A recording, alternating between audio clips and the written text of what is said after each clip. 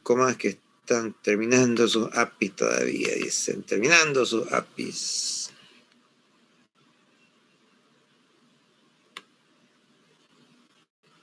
Ahora ya.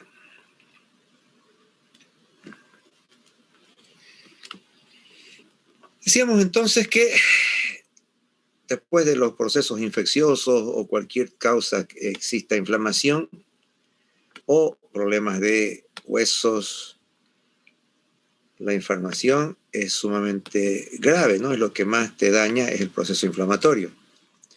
Y por eso es que cuando administramos grandes cantidades de corticoides, se puede bloquear esa inflamación y revertir sus efectos. De ahí la importancia de no tenerle pavor al uso de los corticoides, porque son drogas maravillosas y además son muy baratas, ¿ya? Son muy, muy baratas. Estas drogas, estas ampollas de dexametasona, deben costar 2 pesos nada más, ¿ya? Entonces, los corticoides tienen un altísimo efecto como antiinflamatorio. Además de eso, también el cortisol puede estabilizar los lisosomas. ¿Qué quiere decir eso? Los lisosomas, si recordamos acá nosotros una célula, vamos a dibujar aquí una célula con su núcleo, y aquí es un lisosoma. ¿Qué contiene el lisosoma? El lisosoma contiene enzimas digestivas. Enzimas digestivas. Es decir, esas enzimas, si pillan glucosa, la desdoblan, la deshacen y la vuelven monosacáridos.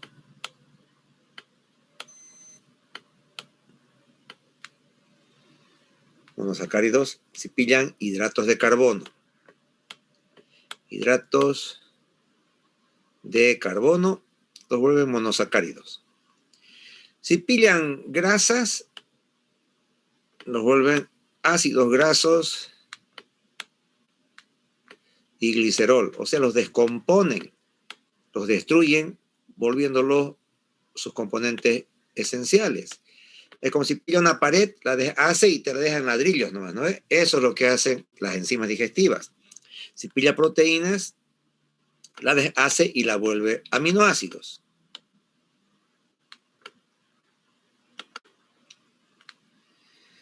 Eso es lo que hacen los lisosomas cuando ponen en contacto sus enzimas digestivas con los tejidos o con cualquier sustancia.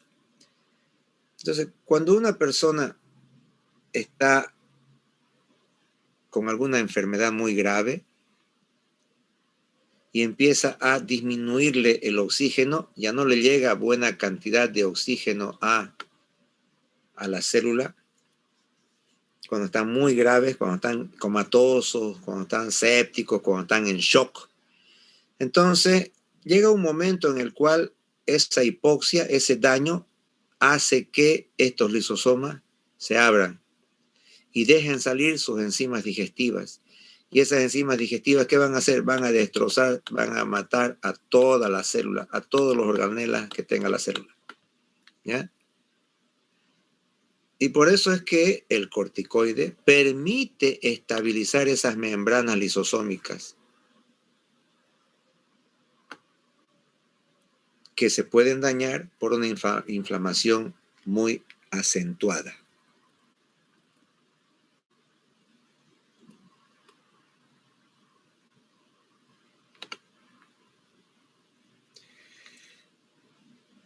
Además de eso, bueno, en la inflamación va a disminuir la permeabilidad de los capilares y eso es un efecto secundario, ¿no? Normalmente si este es un capilar, los capilares tienen una cierta permeabilidad para que el líquido que está aquí en el interior, el plasma, pueda salir hacia el tejido intersticial. cuando hay un proceso inflamatorio, sale más líquido y se forma el edema. ¿Pero qué hacen los corticoides? Disminuye esa permeabilidad para disminuir el edema.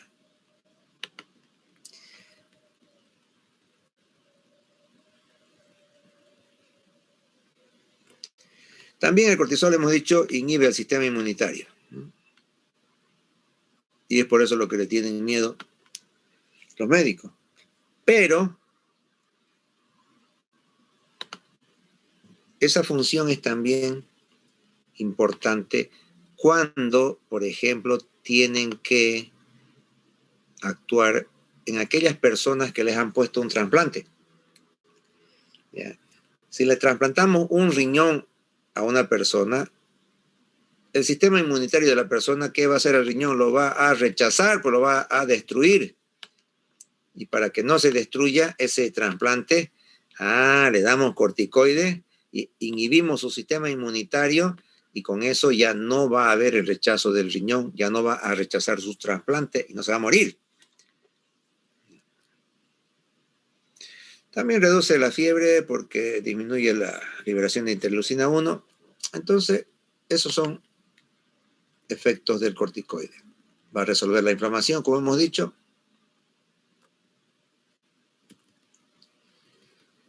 Además de eso, es una droga maravillosa en los procesos alérgicos. Por ejemplo, cuando están ustedes yendo a tomar su refresco y los pica un peto mocotón.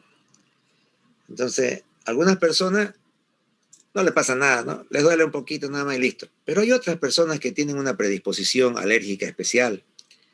Y esa, a la primera picada, pues se te hincha la mano. La segunda vez que te pique, se te va a hinchar todo el brazo. Y la tercera vez, ya es probable que tengas un shock alérgico. Y eso es gravísimo. ¿Ya? Porque aquí estamos hablando shock. Y en estos casos, el corticoide puede evitar eso.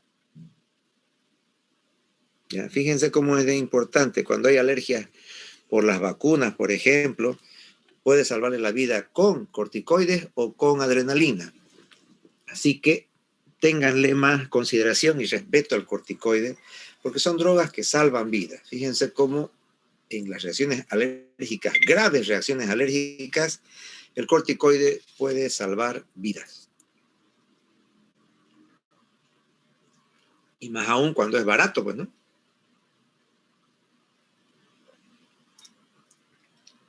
Y eso es importante para que ustedes, cuando estén llevando fármaco, presten especial atención a ese capítulo de los corticoides para conocer las equivalencias que tienen los corticoides, equivalencia entre los diferentes tipos de corticoides, el tipo de acción que tienen, etcétera, etcétera. Cuando ustedes conozcan bien eso, ya no le van a tener miedo al uso de corticoides.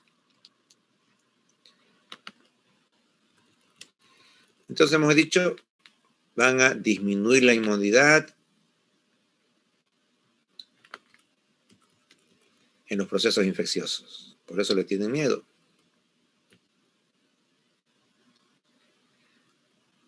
¿Cómo se regula la secreción de corticoides?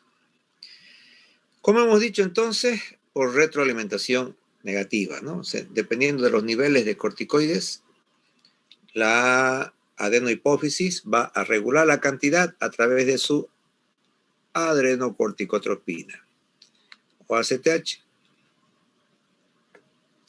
Es la ACTH entonces la que va a actuar sobre las dos capas que tiene la suprarrenal. Si esta es la suprarrenal, hemos dicho, tiene tres capas. La de arriba es la que tiene aldosterona.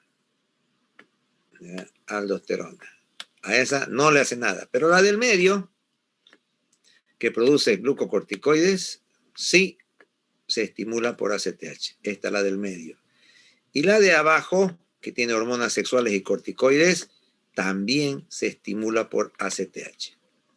Entonces, el aumento del estímulo de ACTH también te puede virilizar o masculinizar. ¿Por qué? Porque la ACTH aumenta también el efecto productor de hormonas de esta capa inferior y que produce hormonas sexuales. ¿Ya? Testosterona o sus precursores. Y por eso estas personas que tienen un exceso de ACTH pueden empezar a tener una virilización o una masculinización si son pacientes del sexo femenino.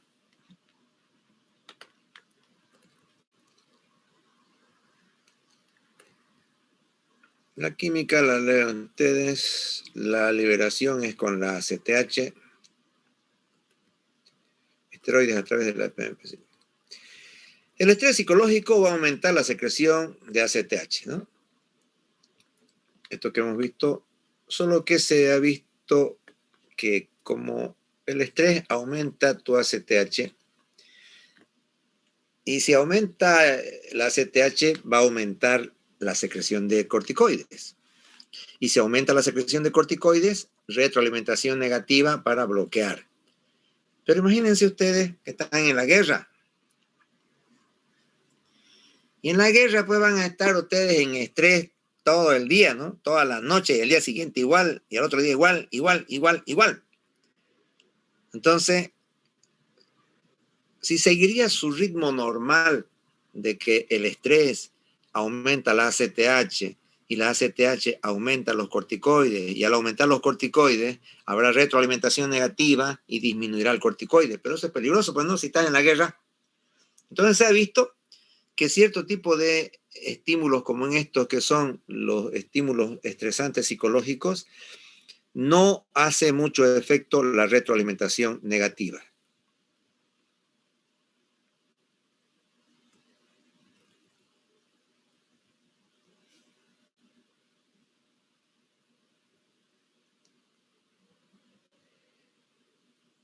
¿Hay alguna pregunta?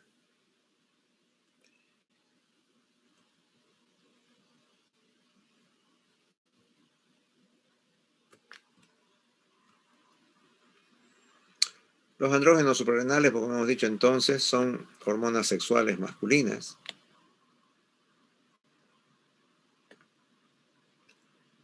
Como esta, de hidroepiandrosterona y la androstenodiona.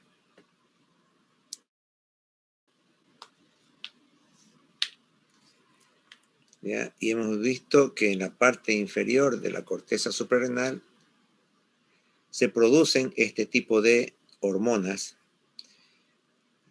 en los cuales van a tener efectos iniciales en los órganos sexuales.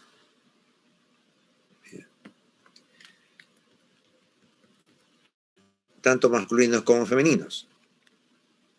Vello púbico y vello axilar de la mujer es consecuencia de la acción de estas hormonas.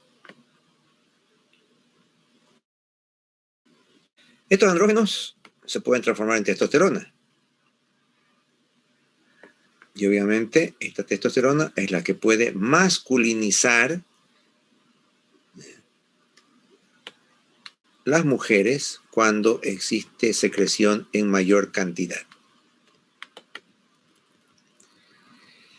¿Cuáles son las anomalías de la secreción córtico-suprarrenal?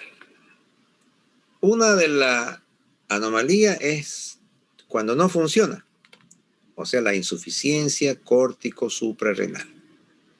Se llama enfermedad de Addison. Y es cuando no funciona, o funciona muy poco. Hipofunción de la corteza se llama enfermedad de Addison.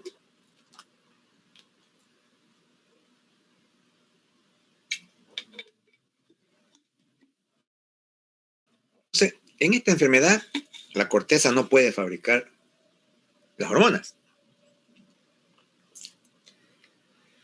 A veces la causa no se sabe exactamente, pero puede ser autoinmunidad, es decir, los anticuerpos que forma el organismo producidos por alguna enfermedad que puede ser viral. Esos anticuerpos después se confunden y en vez de atacar a la enfermedad, a la bacteria o al virus, van y atacan al organismo. En este caso pueden atacar a el suprarrenal. Otra de las enfermedades que atacan a las suprarrenales es la tuberculosis.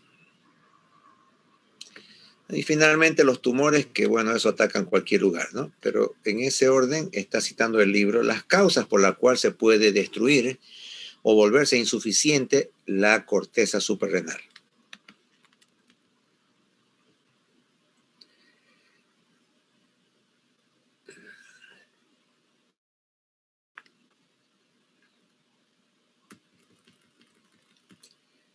¿Qué va a haber en esta patología? Por un lado, si se destruye la suprarrenal, va a haber deficiencia de los mineralocorticoides. Por lo tanto, va a haber un desbalance entonces en lo que es reabsorber el sodio. ¿Sí? ¿Qué hacen los mineralocorticoides? Reabsorben el sodio y eliminan potasio. Eliminan potasio. Entonces, si no hay mineralocorticoides, ¿qué va a ocurrir? No van a absorber bien el sodio y no van a eliminar el potasio. Se va a acumular mucho el potasio y eso es tóxico para los músculos y sobre todo para el corazón. Y cuando no hay sodio, entonces no va a retenerse el agua. Y si no se retiene el agua, va a disminuir la volemia, va a disminuir la hidratación. Entonces, los resultados de la deficiencia de mineralocorticoides son bastante graves, ¿no? Como hemos visto acá, se va a reducir el volumen plasmático, o sea, se va a reducir bastante y el paciente puede entonces fallecer por shock cuando ya no tiene mineralocorticoides. ¿Qué ocurre con la deficiencia de los glucocorticoides? Por un lado va a tener, este paciente de Addison no va a mantener su glucemia normal. ¿Por qué? Porque no va a poder tener neoglucogenia cuando no esté consumiendo alimentos. En los momentos en los cuales no se consume alimento, el hígado es el que tiene que fabricar glucosa a través de su proceso. Y si no hay glucocorticoides, no va a poder hacerlo. Igual, además, cuando no hay glucocorticoides, el estrés, los diferentes tipos de estrés podrán causar fallecimiento de esas personas por falta de corticoides, que es lo que les había explicado hace un momento. Y por otro lado, hay una característica especial, que es la pigmentación melánica. ¿Qué quiere decir? Que estos pacientes con enfermedad de Addison presentan un incremento del pigmento melanina en las mucosas y en la piel, donde se nota bastante los labios o la piel delgada de los pezones. ¿Y eso se debe a qué? Si no se produce corticoides, entonces hay una gran liberación de ACTH y también de MSH, que es la melanocito estimulante. Esas dos hormonas, porque no hay retroalimentación negativa, ¿no? Está produciendo la adenohipófisis, aquí está la adenohipófisis, produce ACTH. ¿Para qué? Para ordenarle a la suprarrenal que produzca glucocorticoides. Pero como la suprarrenal no produce porque está dañada, entonces en sangre no se aprecian los niveles normales de corticoides. Por lo tanto, la adenohipófisis fabrica más ACTH. Dice, ya pues, fabriquen, necesitamos corticoides. Y cada vez la ACTH aumenta y aumenta. ¿Por qué? Porque no hay corticoides en sangre, porque está destruida la glándula. Pero ese aumento de ACTH y también de MSH es probable que es la responsable de ese efecto pigmentario que hace que se forme más melanina y se deposite en ciertas partes del cuerpo, dándole un color más oscuro a la piel y a las mucosas, sobre todo en estas partes que he indicado. Y eso es algo que sirve para darse cuenta en el diagnóstico, ¿no? Tratamiento. El tratamiento de esa enfermedad de Addison justamente es administrar, ¿no?, diariamente las cantidades diarias de mineralocorticoides y de glucocorticoides. A veces hay crisis addisonianas en las cuales es necesario, por un estrés o algo así, la existencia de glucocorticoides en el cuerpo, ¿ya? Y en esas crisis es importante, para evitar que se muera el paciente, hay que usar dosis de glucocorticoides unas 10 veces superior a lo normal, para evitar obviamente que el paciente se muera. Otro tipo de patología es lo contrario, la hiperfunción de la corteza suprarrenal, que se llama en este caso síndrome de Cushing. Cuando hay corticoides en exceso, ya vamos al síndrome de Cushing. Cuando había falta, era la enfermedad de Addison. Ahora estamos hablando de lo contrario, que es el síndrome de Cushing.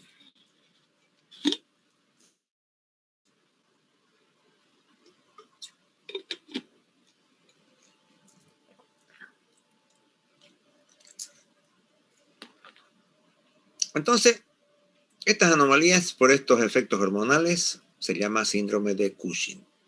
Es bastante frecuente porque hay mucha gente que tiene necesidad de usar corticoides para no morirse, pues no. O sea, hay tratamientos en los cuales el corticoide tienen que tomar sí o sí. Por ejemplo, aquellos que son trasplantados de los riñones no pueden dejar de tomar corticoides porque si no, sus defensas lo van a destruir al riñón trasplantado y se va a morir. Entonces, toman corticoides para evitar el rechazo del trasplante, pero a su vez, ese exceso de corticoides por largo tiempo, a eso me refiero, ya va a producirles estas complicaciones como el síndrome de Cushing.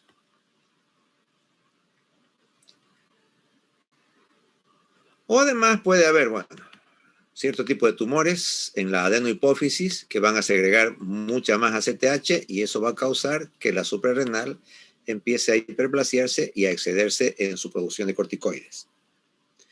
O puede que el hipotálamo tenga algún tipo de problemas y emita muchas hormonas liberadoras y con eso se exagera la ACTH.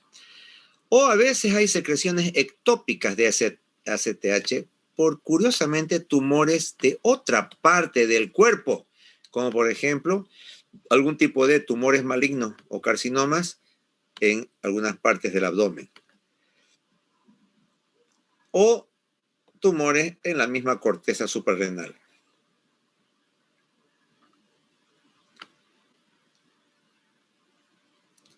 Todas estas anomalías que incrementan la cantidad de corticoides circulante van a producirnos esta enfermedad de Cushing. O también por el hecho de darles corticoides vía exógena, que es lo que vamos a hacer con los ratones, ¿ya? A los ratones no le vamos a hacer por ningún tumor, sino que les vamos a comprar tabletitas que valen 50 centavos y les vamos a hacer tomar. Amargas son, esas tienen que diluirlas en algo que sea rico. Por burros ustedes le ponen agua con azúcar, eso es horrible. Por burros no va a querer tomar el ratón y si no toma el ratón no va a hacer el examen bien y si no te va a aplazar. Ya, entonces con algo rico tienen que mezclarle el corticoide porque si no, no lo toma el ratón. Es amargo, es feo. Las otras, la levotirosina, el propil toman, pero el corticoide no, es bien amargo, así que... Y por burros ustedes le echan agua con azúcar, eso es más feo todavía. Tiene que ser en algún refresco, en algo rico, así en Pilfrú, no sé, compran esas, hay unas bolsitas así, ¿no?, que cuestan 50 centavos de un refresco, con ese, con chiquichoc, chocapic, no sé qué, así con esas cosas toma el ratón. Si es así amargo y feo, no va a tomar.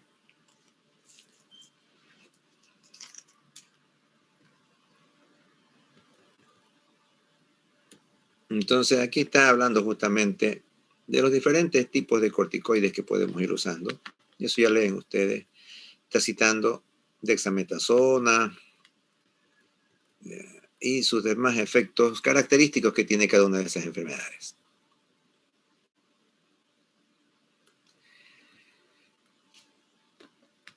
Y está lo que le estaba diciendo. Este síndrome de Cushing puede aparecer también entonces cuando les administramos grandes cantidades de corticoides durante periodos prolongados, lo que he ido subrayando muchas veces, y con fines terapéuticos. Hay pacientes que tienen algún tipo de enfermedades como la artritis reumatoidea, tienen lupus, tienen trasplantes de ciertos órganos, entonces en ellos no pueden dejar de tomar los corticoides porque sus enfermedades de base los van a matar. Para que no mueran hay que saber manejar los corticoides. Por eso la medicina, además de ciencia, es un arte, porque hay que ser un artista para manejar las dosis, los tiempos de estos medicamentos para que las personas puedan estar mejor. ¿Qué es lo que ocurre en este síndrome de Cushing? Lo importante es esa movilización de la grasa de la parte inferior del cuerpo y de las partes distales y se deposita en la región del tórax y la parte superior del abdomen. Entonces lo que parecen las personas así como un búfalo con sus piernas delgaditas y todo su tórax y su cuello grueso, igualito que esos búfalos. Además de eso, como hemos dicho, edema facial y que te hace una cara redonda en luna llena. Y como estas hormonas tienen potencia de hormonas masculinas, o sea, androgénica, por eso causan acné o exceso de vello facial. En las mujeres se nota eso sobre todo, más raro, el exceso del crecimiento facial que se llama hirsutismo. Y como hemos dicho, las facies de luna llena. Además, hipertensión, debido a los efectos leves que tiene como mineralocorticoide el cortisol. Vamos a ver aquí las pacientitas. A ver, a la izquierda, con el síndrome de Cushing, ya, toda su cara redondeada. Y a la derecha, ya cuando le sacaron el tumor que le producía el síndrome de Cushing. Cambia, ¿no? Hay otras fotos más bonitas en otros libros, ¿no? Donde está bien redonditas sus caritas, así, más redonditas, así.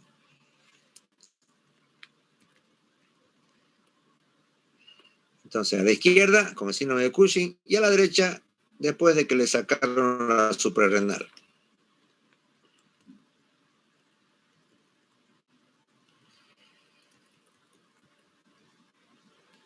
Entonces, como hemos dicho, el efecto sobre los hidratos de carbono y las proteínas. Sobre los hidratos de carbono, incrementar la glucemia, ¿ya? A niveles muy, sobre todo porque existe mayor gluconeogenia. Y eso es lo que ustedes van a ver en los ratones probablemente, si es que les hacen un tratamiento adecuado. Además de eso hemos visto, hacen catabolismo, o sea, destruyen las proteínas. De las proteínas de todos los tejidos se van a ver destruidas. Y de esas proteínas destruidas se van a liberar los aminoácidos. Y con esos aminoácidos el hígado fabrica glucosa en la gluconeogénesis. ¿Ya? Eso es lo que quiero que entiendan, esa relación que hay. Esto catabólico, aquí. Aquí está la proteína. Y la proteína viene el corticoide y la destruye y la vuelve aminoácidos.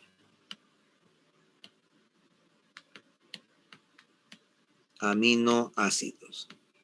Y estos aminoácidos son los que el hígado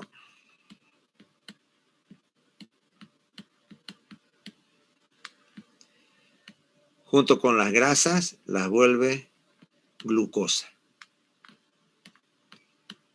En el proceso que se llama neoglucogénesis o gluconeogénesis. Cualquiera de los dos nombres está en los libros y significa lo mismo, o sea, hacer azúcar de un chancho.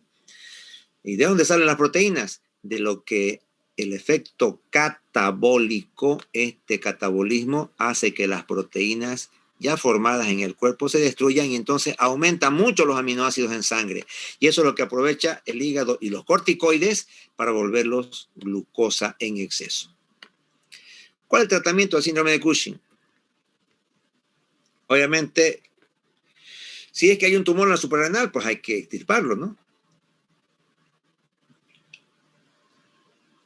El problema es ya cuando hay tumores en la hipófisis. Ya no se puede, pues no, porque la suprarrenal está encima del riñón y eso es fácil entrar al abdomen. Pero ya si es en la hipófisis, es difícil entrar a la hipófisis. Incluso hay que buscar la forma de entrar por la parte superior de la boca. Entonces de ahí por la boca, por la parte superior, por ahí se tiene que operar para llegar a la adenohipófisis. O sea, es muy complicado, ¿ya? Por eso es lo que se hace con algún tipo de medicamento, se trata de bloquear, ¿no?, esta producción de esteroides. Aquí hay los medicamentos, mitirazona, el ketoconazol, que sirve como antimicótico, estaminoglutamida. Esos van a inhibir la secreción de ACTH y se puede intentar con ese tipo de tratamiento. Otra malformación, o mejor dicho, otra alteración que puede haber en las suprarrenales es el hiperaldosteronismo primario, que se llama síndrome de Cohn, cuando aumenta mucho la aldosterona. ¿Y qué es lo que va a ocurrir si aumenta mucho la aldosterona? Van a tener su funcionamiento alterado en relación al sodio y al potasio. Si hemos dicho que la aldosterona, ¿qué es lo que hace? Incrementa el sodio y elimina el potasio. Entonces, si hay mucha aldosterona en esta enfermedad que se llama hiperaldosteronismo o síndrome de Cohn, entonces lo que va a tener el paciente son las consecuencias del exceso de sodio y de la disminución de potasio. ¿Qué hay cuando sube mucho el sodio? Va a aumentar también el agua y va a aumentar entonces la volemia. Y si aumenta la volemia, o sea, la cantidad de sangre, aumenta también la presión arterial y el paciente se vuelve hipertenso. Hipertensión arterial. ¿Ya? Y además de eso, va a eliminar mucho el potasio, que va a dar alteraciones a nivel de las contracciones musculares. Aquí está. Parálisis muscular inducidos por la hipopotasemia. El tratamiento, bueno, extirpación quirúrgica del tumor, ¿no?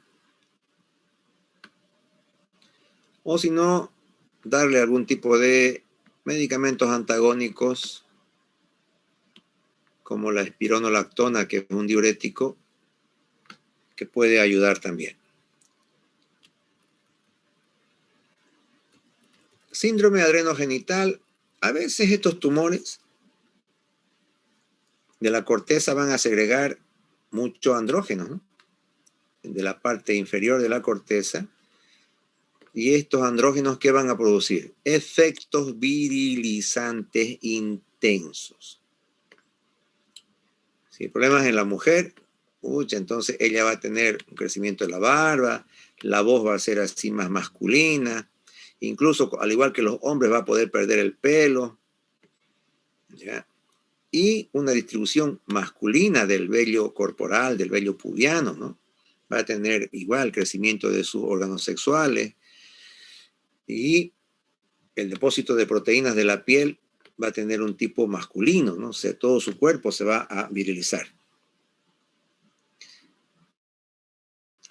De ahí la importancia de diagnosticar rápidamente cuando existe este tipo de problemas, que es lo que está mostrando acá en un niñito de 4 años en los libros 78:11, dice. Vamos a ver, aquí está. Este es un niñito de 4 años con el efecto virilizante de un exceso de sus hormonas suprarrenales.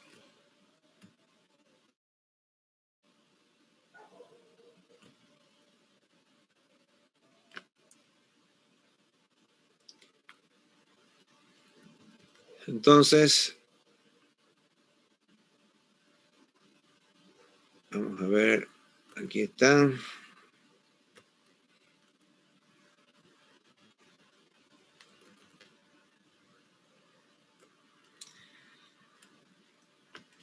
Bueno, jóvenes, el capítulo de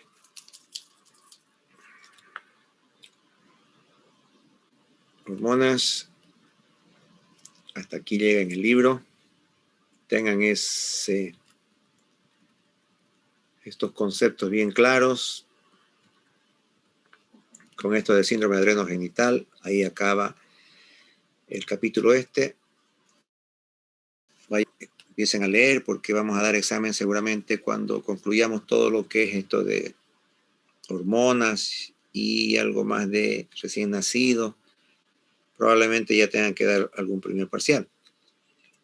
Esto de hormonas es bastante interesante, importante, algo complicado.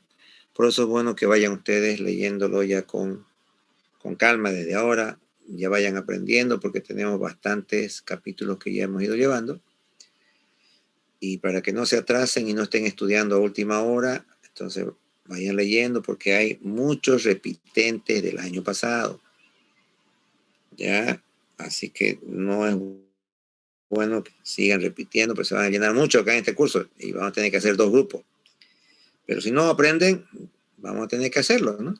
Así que desde ahorita ya les voy diciendo, no se acumulen para la última hora. Vayan estudiando, vayan leyendo. Falta menos de 1 minuto, ya tu mamá está ya mirándote con ganas de abrazarte, así que vayan a tomar sus APIs y continuamos la siguiente clase. Buenas noches, jóvenes. A tomar su